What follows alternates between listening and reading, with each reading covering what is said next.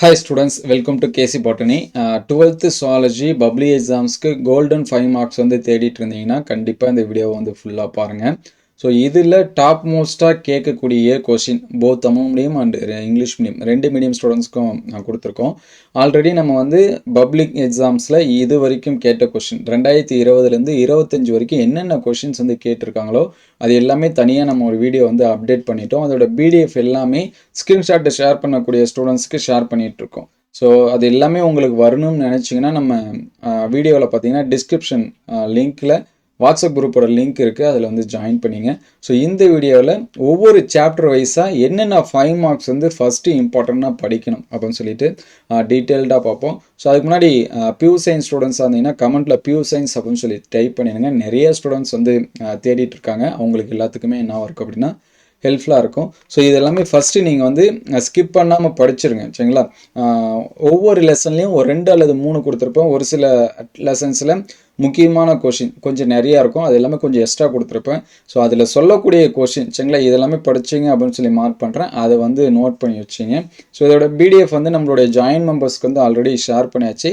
இதோட பிடிஎஃப் என்னென்னா வீடியோ கண்டினியூவாக போடுங்க. மிடில் ஒரு இது சொல்லியிருப்பேன், அதை நீங்கள் வந்து என்ன பண்ணிக்கலாம், ஃபாலோ பண்ணி பிடிஎஃப் வந்து நம்ம வந்து ஷேர் பண்ணுவோம்.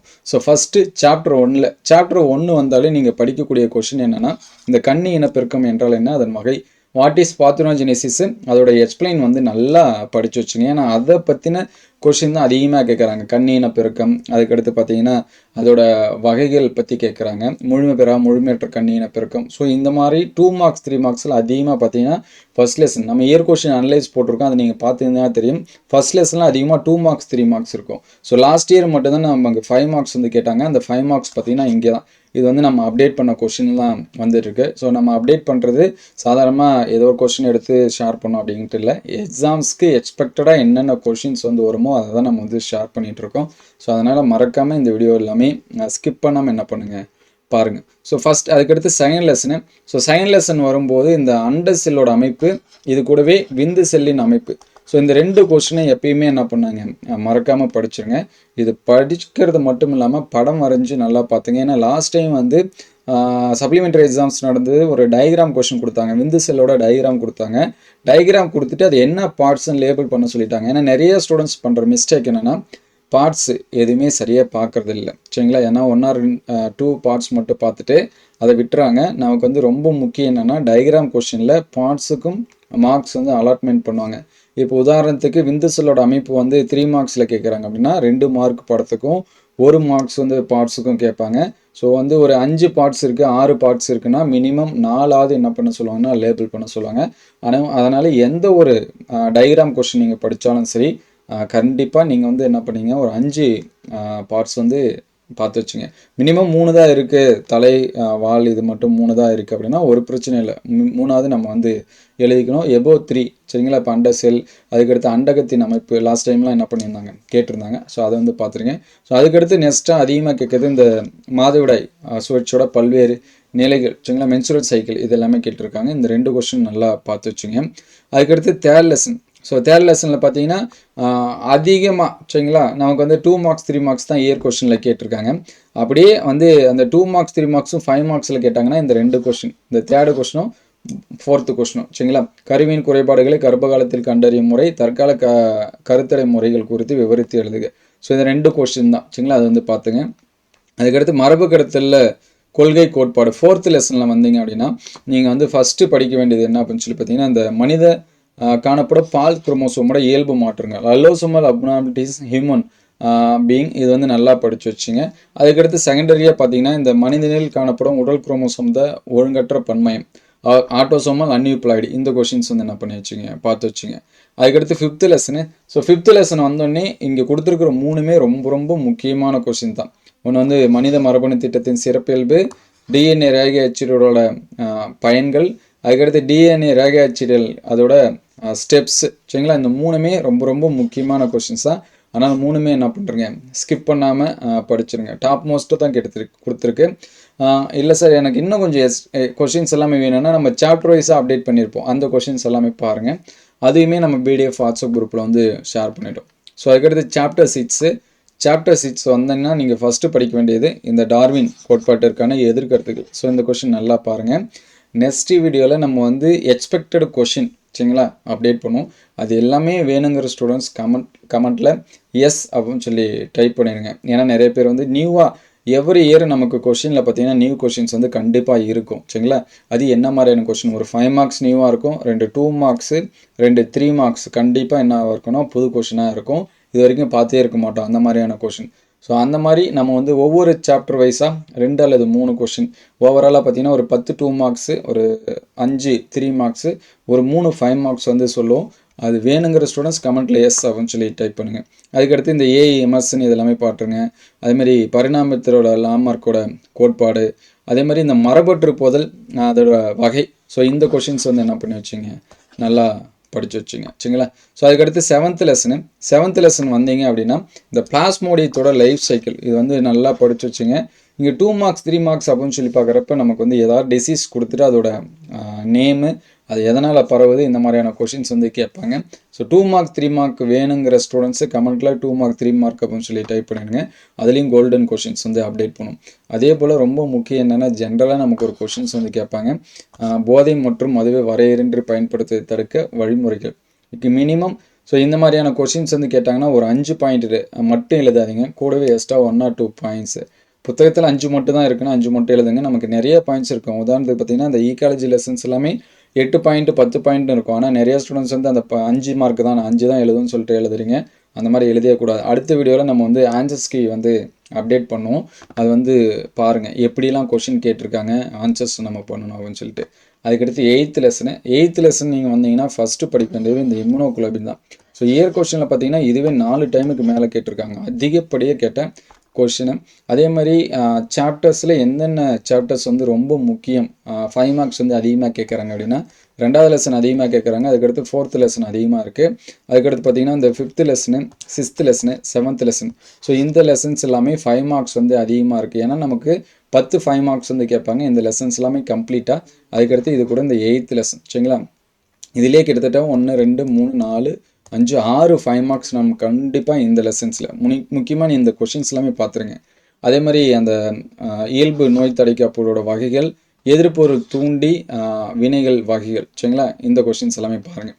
அதுக்கடுத்து 9th லெசனு. ஸோ 9th லெசனில் அதிகமாக 5 மார்க்ஸ் வந்து இல்லை, இருந்தாலும் நமக்கு வந்து 2 மார்க்ஸ் 3 மார்க்ஸாக அதிகமாக கேட்குறாங்க. அது எது அப்படின்னா அந்த தொழில்துறை ஆளுகள் இது வந்து அதிகமாக கேட்டிருக்காங்க. அதே மாதிரி இந்த உயிரியல் தீர்வு சப்போஸ் வந்து 5 மார்க்ஸில் எக்ஸ்பெக்ட் பண்ணலாம், நம்ம இதை வந்து கண்டிப்பாக 2 மார்க்ஸ் 3 மார்க்ஸில் வந்து எழுதிக்கலாம். அதேமாதிரி நுண்ணுயிர் எதிர்ப்புகள் இந்த 3 கொஷினுமே கோல்டன் கொஷின்ஸ் தான், அதனால் நல்லா படிச்சிருங்க.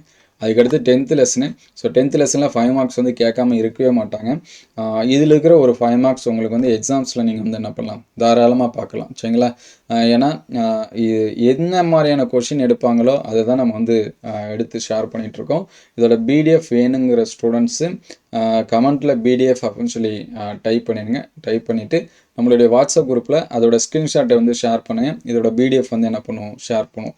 ஏன்னா நம்ம எஃபோர்ட் எடுத்து டைப் பண்ணி சும்மா கையில் ரைட் பண்ணி கொடுக்கறதில்ல, ஒவ்வொரு லெசன்ஸுக்கும் நம்ம வந்து என்ன பண்ணுறோம், டைப் பண்ணுறோம். ரொம்ப டைம் எடுக்குது சரிங்களா.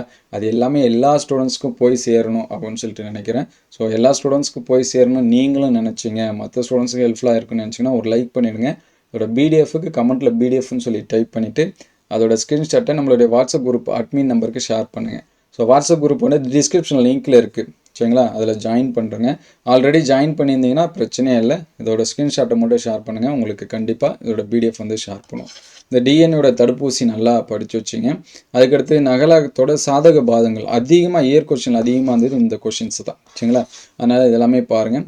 அதுக்கடுத்து வந்தீங்க அப்படின்னா இந்த இன்சுலின், மறுசேர்க்கை இன்சுலினை பற்றி நல்லா படித்து வச்சுங்க. அதுக்கடுத்து ரொம்ப ரொம்ப முக்கியமானது என்ன அப்படின்னு சொல்லி பார்த்தீங்கன்னா இந்த மருத்துவத்துறையில் பிசிஆர், அப்ளிகேஷன் ஆஃப் பிசிஆர் ரொம்ப ரொம்ப முக்கியம் சரிங்களா. அதனால் இதில் எல்லாமே முக்கியமான கொஷின், அதை வந்து பார்த்துருங்க. அதுக்கடுத்து ரொம்ப முக்கியம் இந்த 6வது கொஷின். என்ன சார் இந்த லெசனில் இத்தனை முக்கியமான கொஷின் சொல்கிறீங்க அப்படின்னா, இதில் இருக்கிறது எல்லாமே நமக்கு வந்து ரொம்ப ரொம்ப இம்பார்ட்டண்டான கொஷின் தான். அதனால் இதெல்லாமே படிச்சுங்க. இன்னொன்று முக்கியம் என்னென்னா இதெல்லாமே பாயிண்ட் வைஸாக வரக்கூடிய கொஷின். இந்த மருத்துவத்துறையில் இருக்கக்கூடிய பயன்பாடு அந்த பாயிண்ட் எழுதிட்டால் போதும், நமக்கு வந்து ஃபுல் மார்க்ஸ் வந்து கொடுத்துருவாங்க. நம்ம மாட்டுக்கு பேராகிராஃபாக எழுதுன்னு அவசியம் இல்லை. அதேமாதிரி மரபியல்பு மாற்றப்பட்ட உயிரினங்கள் ஏற்படுத்தக்கூடிய ஆபத்துகள், இதுவும் பேராகிராஃப் மாதிரி எழுத வேணாம்.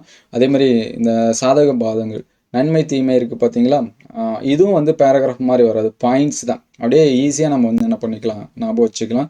சப்போஸ் எனக்கு ஒரு சில கொஷின்ஸ் எல்லாமே மறந்துடுங்க சார், எனக்கு ஒரு சில டாபிக் எல்லாமே புரியல அப்படின்னா அதை கமெண்ட் பண்ணுங்கள். அடுத்தடுத்த வீடியோவில் அதை எப்படி ஷார்ட்கட் வந்து சொல்கிறதுக்கு நம்ம வந்து ரெடியாக இருக்கோம். குயிக்காக நம்ம எப்படி ரீகால் பண்ணலாம், எப்படி ரிவிஷன் பண்ணலாம், மறக்காமல் எப்படி இருக்கலாம் அப்படிங்கிறதுக்கான ஷார்ட்கட் எல்லாமே நம்ம சொல்லுவோம். அந்த கொஷின்ஸு இல்லை சாப்டர்ஸ், எனக்கு இந்த சாப்டர்ஸ் எல்லாமே புரியலனா அதை கமெண்ட் பண்ணுங்கள், நம்ம அப்டேட் பண்ணுவோம். ஸோ அதுக்கடுத்து 11th சாப்டர். ஸோ 11th வந்தீங்க அப்படின்னா நமக்கு இங்கே அந்த பண்புகளை பற்றி கேட்குறாங்க. பண்புகள் அப்படின்னு சொல்லி பார்க்குறப்ப மண்ணோட பண்புகள், நிலவாழ் உயிரினங்கள், நீர்வாழ் உயிரினங்கள். ஸோ இந்த மூணையும் நல்லா படிச்சிங்க. அடாப்டேஷன் அக்வாட்டிக் அனிமல்ஸு, அதே மாதிரி அடாப்டேஷன் டெரஸ்ட்ரியல் அனிமல்ஸு, கேரக்டர்ஸ் அப்படின்னு சொல்லி பார்க்குறப்ப சாயில், சரிங்களா, அதுக்கடுத்து வாட்டர். ஸோ இந்த 4 கொஷின் என்ன பண்ணி வச்சுங்க, நல்லா படித்து வச்சுங்க. அதுக்கடுத்து வரும்போது இந்த உயிரினங்கள் காணப்படும் தகவமைப்பு பண்புகள். ஸோ இந்த கொஷின்ஸ் வந்து என்ன பண்ணுங்கள் பாருங்கள், இதுலேருந்து கண்டிப்பாக நமக்கு வந்து கொஷின்ஸ் வந்து கேட்பாங்க.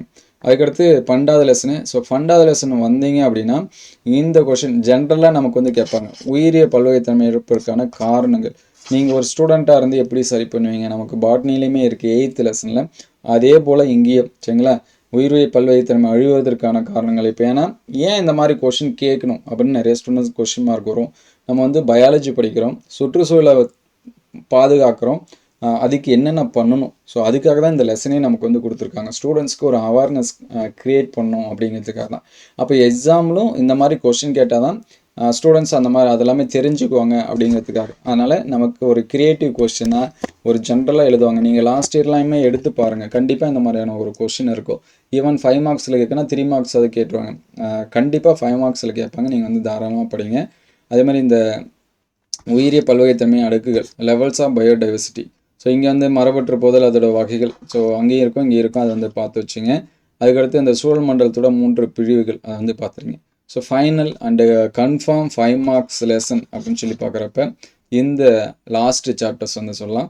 இந்த லாஸ்ட்டு சாப்டரில் பார்த்தீங்கன்னா மாசுபடுத்திகளை பற்றி எல்லாமே கொடுத்துருப்பாங்க. நீங்கள் படிக்க வேண்டியது என்னென்னா மேனேஜ்மெண்ட், சரிங்களா, வேஸ்ட் மேனேஜ்மெண்ட்டு, மெடிக்கல் வேஸ்ட்டு, மருத்துவ கழிவு. அதே மாதிரி இப்போ உதாரணத்துக்கு பார்த்தீங்கன்னா ஒலி மாசுபாடு அதோட விளைவுகள், காற்று மாசுபாடு அதோட விளைவுகள், இது எல்லாமே ஜென்ரலாக நம்ம எழுதலாம், சரிங்களா. காற்று மாசுபாடு எதனால் ஏற்படுது அப்படின்னு சொல்லி கேட்டாலும் நம்ம படிக்கவே தேவை. ஓரளவுக்கு ரீட் பண்ணிங்க அப்படின்னா ஃபுல்லாக எழுதலாம். முடிஞ்ச அளவுக்கு ஒரு 10 பாயிண்ட்ஸ் எழுதுங்க. ஸோ இந்த மாதிரியான கொஷின் வந்து கேட்குறப்ப ஒரு 5 பாயிண்ட் ஒன்று எடுத்துடாதீங்க, ஒரு 10 பாயிண்ட் கொடுங்க. ஏன்னா இப்போ கீ ஆன்சர்ஸ் வந்து எப்படி கொடுத்துருவாங்க அப்படின்னா புக்கில் இருக்கிற மாதிரி எழுத சொல்லி கொடுக்கலாம், அல்லது வந்து ரிலவெண்ட் பாயிண்ட், ரிலேட்டிங் பாயிண்ட் அப்படின்னு சொல்லி கொடுத்துருவாங்க. ஸோ அப்போ அது ரிலேட்டடாக எழுதினப்போ நம்ம ஒரு சில பாயிண்ட் அதுக்கு ரிலேட்டடாக வரும்னு சொல்லிட்டு நினச்சிட்டு எழுதுவோம், ஆனால் இருக்காது. அப்போ நம்ம கொஞ்சம் எக்ஸ்ட்ரா பாயிண்ட்ஸ் எழுதுகிறப்ப நமக்கு கொடுக்க வேண்டியது 5 பாயிண்ட்டுக்கான மார்க்ஸ். நம்ம 10ல் 5 ஈஸியாக வந்து என்ன பண்ணிடலாம், ஸ்கோர் பண்ணிடலாம். ஏன்னா ஸ்டூடெண்ட்ஸ் வந்து பார்த்திங்கன்னா நிறைய பேர் மிஸ்டேக் வந்து அவங்க வேணும்னு நினச்சி பண்ணுறதில்ல, 5 பாயிண்ட்டு தானே போதும் நம்ம எழுதிடலாம், 5 மார்க் கொடுக்குறாங்கல்ல, 5 பாயிண்ட்டு போதும் அப்படின்னு சொல்லிட்டு விட்டுருவாங்க. ஸோ அந்த மாதிரி என்ன பண்ணாதீங்க, எழுதாதீங்க, சரிங்களா. முடிஞ்ச அளவுக்கு அந்த மேலாண்மை பற்றி நல்லா தெரிஞ்சு வச்சிங்க. ஸோ இதோட பிடிஎஃப் வேணுங்கிற ஸ்டூடெண்ட்ஸு நான் சொன்ன இன்ஸ்ட்ரக்ஷனை வந்து என்ன பண்ணுறேங்க, ஃபாலோ பண்ணிவிடுங்க. ஸோ அடுத்தடுத்து உங்களுக்கு வந்து 2 மார்க்ஸ் 3 மார்க்ஸ் வேணும் அப்படின்னா கமெண்ட்டில் வந்து 2 மார்க்ஸ் 3 மார்க்ஸ் அப்படின்னு சொல்லி டைப் பண்ணிடுங்க. ஸோ இந்த வீடியோ உங்களுக்கு எந்த அளவுக்கு ஹெல்ப்ஃபுல்லாக இருக்குது அப்படின்னு சொல்லிட்டு கமெண்ட் பண்ணுங்கள். உங்களுக்கு எதாவது டவுட்னாலும் கமெண்ட் பண்ணுங்கள். Thank you all. ஸோ நீங்கள் வந்து சுவாலஜியில் ஃபுல் மார்க்ஸ் வந்து எடுக்க முடியாது அப்படின்னு சொல்லிட்டு கவலைப்படாதீங்க. கண்டிப்பாக இந்த கொஷின்ஸ் எல்லாமே ஃபாலோ பண்ணிங்கன்னா 5 மார்க்ஸ் 5 மார்க்ஸ் நமக்கு வந்து கேட்பாங்க. இதில் நீங்கள் 5மே என்ன பண்ண முடியும், எழுத முடியும். கிட்டத்தட்ட இதுலேருந்தே உங்களுக்கு 8 வந்துடும். அப்போ 2 என்ன பண்ணுறது அப்படின்னா அந்த 2 தான் எக்ஸ்பெக்டட் 5 மார்க்ஸு. அந்த எக்ஸ்பெக்டட் 5 மார்க் கொஷின்ஸும் நம்ம அடுத்த வீடியோவில் என்ன பண்ணுவோம், அப்டேட் பண்ணுவோம். Thank you all.